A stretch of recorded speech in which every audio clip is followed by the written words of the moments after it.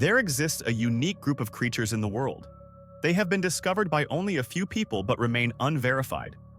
We collectively refer to these creatures as Unidentified Mysterious Animals, UMA. Hello everyone, welcome to the World in 10 Minutes series.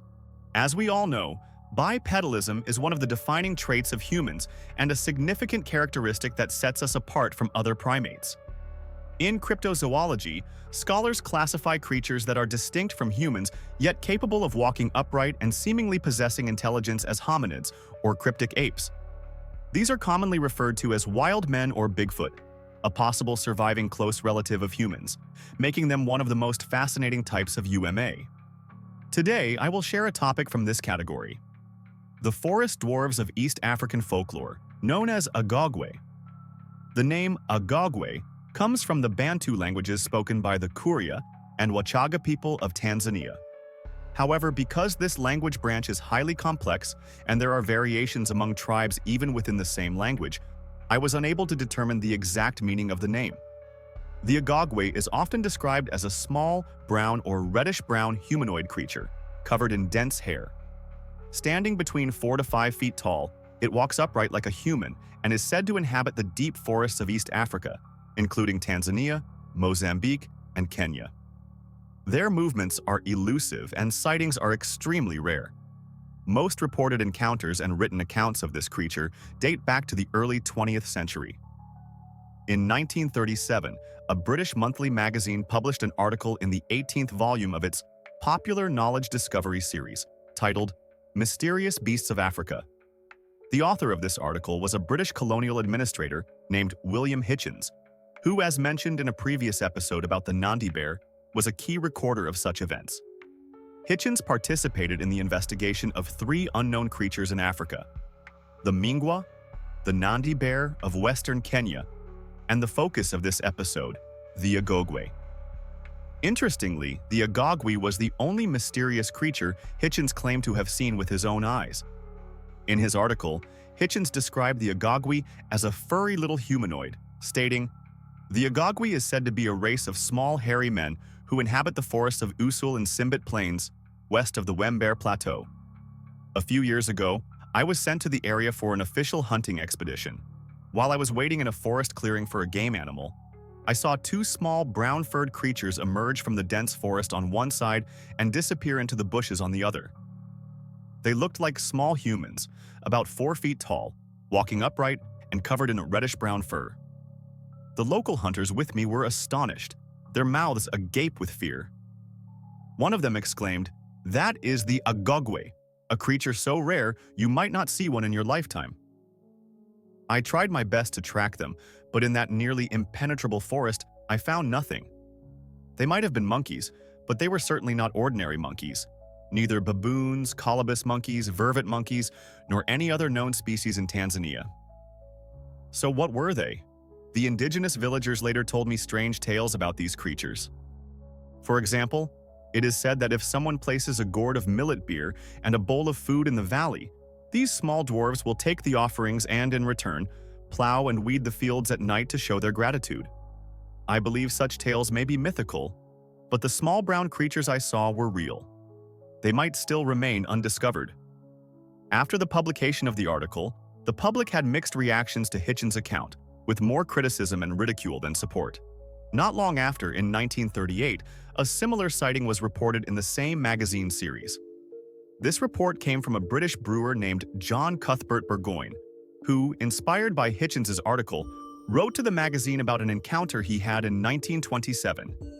Here's how he described the incident.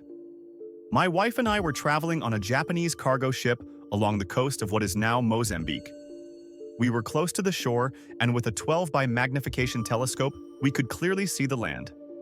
It was a sloping beach covered with scattered shrubs, where dozens of baboons were active. From their movements, it was clear that they were foraging for food, such as crabs and shells. Among them, I noticed 2 completely white baboons, which are extremely rare but something I had heard about before.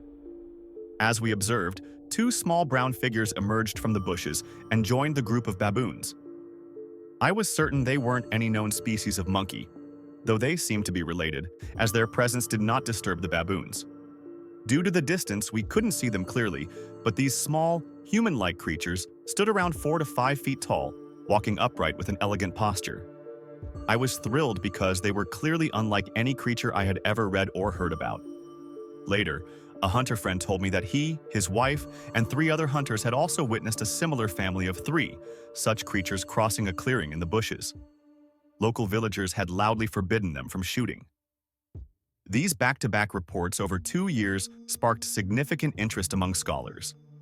Bernard Heuvelmans, the father of cryptozoology, referenced these incidents in his 1955 book, On the Track of Unknown Animals, alongside 2 other possibly related cases. One of these earlier accounts came from the November 1924 issue of the East Africa and Uganda Natural History Society journal.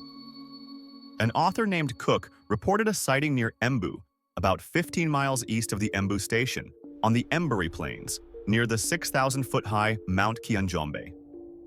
From my research, it seems the name has slightly changed over time and now likely refers to the Mount Kianjombe Forest Reserve, where the highest peak stands at 5,920 feet.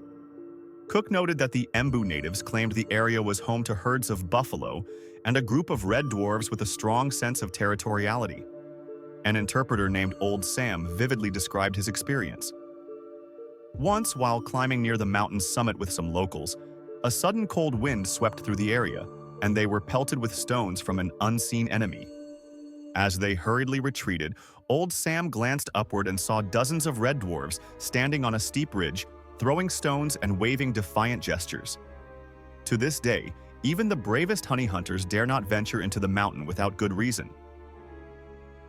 The second recorded account comes from the 1940 book Africa for the Beginner, written by British professional hunter and prospector Roger Courtney. In the book, Courtney recounts a story told by his African guide, Ali. Ali began with the question, "Have you heard of the little people who live in the Mau forest? They are not like monkeys, nor are they comparable to the uncivilized savages. Their way of life and behavior resemble monkeys more than humans." Ali then narrated an experience his father had. One day, many years ago, Ali's father was herding his sheep on the slopes of Mount Longonot.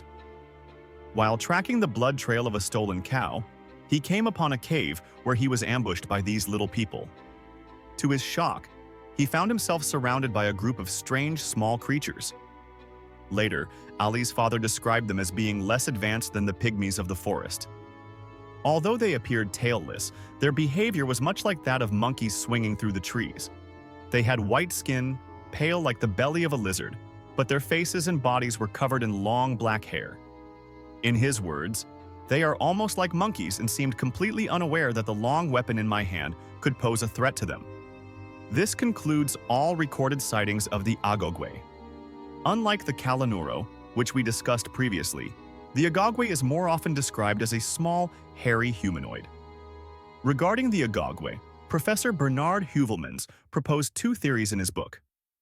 The Bushman theory.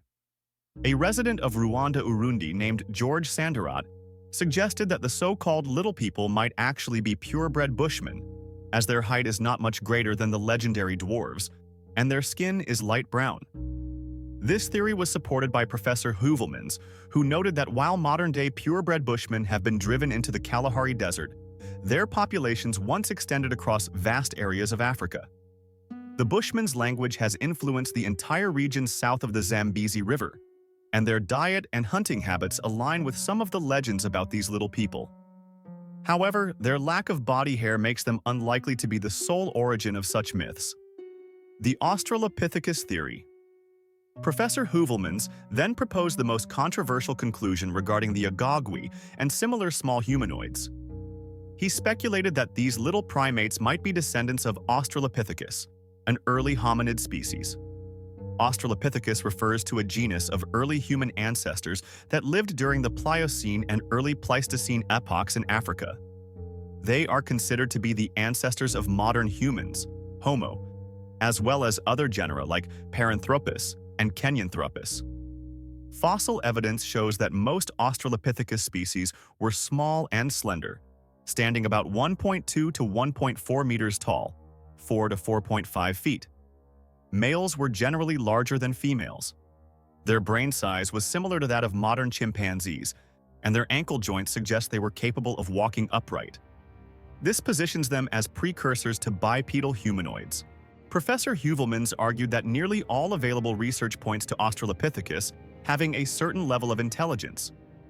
Faced with harsh competition, it is plausible that they instinctively sought safer habitats, such as dense forests, to avoid stronger early human species, just as the pygmies of East Africa once retreated from Maasai invasions. Dense forests would have provided an ideal refuge, potentially giving rise to an intelligent, energetic, upright walking species of little people. Their ability to coexist harmoniously with baboons could perhaps be attributed to some form of primate social instinct. This theory has also been supported by American science writer Roy Wiley. However, Scottish biologist Ivan Sanderson leaned more towards the idea that the Agwe represents a distinct, more primitive African pygmy race, separate from the Bushmen. Sanderson believed that throughout Africa's long history, countless species and subspecies of ancient hominins and humanoid creatures must have roamed the continent's mountains and forests. However, he argued that there was no need to delve deeply into the Australopithecus theory to explain their existence. According to Sanderson, we must acknowledge that truly primitive tribes still exist across Africa today. These groups, he suggested, have likely been enslaved or hunted by taller African populations for centuries, yet managed to survive. Those who escaped enslavement must have become even more cautious and adept at hiding. Both Sudanese tribes in the west and Bantu people in the east seem to insist that creatures like the Agwe, while human, are far more ancient than even the primitive Bushman-like races. In fact, small, upright walking humanoids are not uncommon in the cryptozoological catalog, especially in Africa. In 1986, Professor Heuvelmans published a classification of cryptid humanoids in the 5th issue of the Journal of Cryptozoology. He divided African cryptid humanoids into 2 categories: large species, e.g. Sassandre albinis in the west, Kakundakari in the central region, and Tikolosha in the south. Small species, which include 26 types of humanoids similar to the Agwe.